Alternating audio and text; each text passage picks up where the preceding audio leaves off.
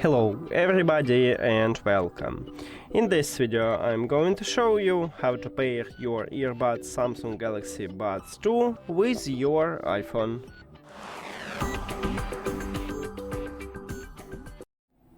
You have to start by open Settings and then go to the Bluetooth.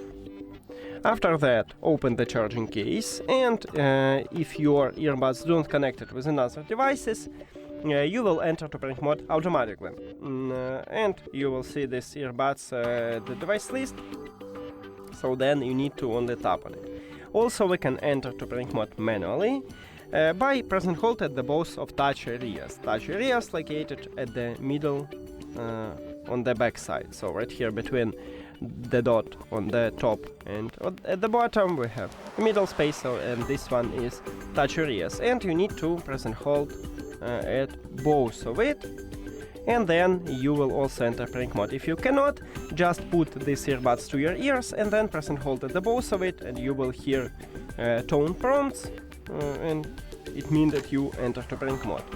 And after that, we also tap at these earbuds at the device list. That's it. Thank you for watching this video. If you found it helpful, please consider subscribing to the channel and leave the like on the video. See you later!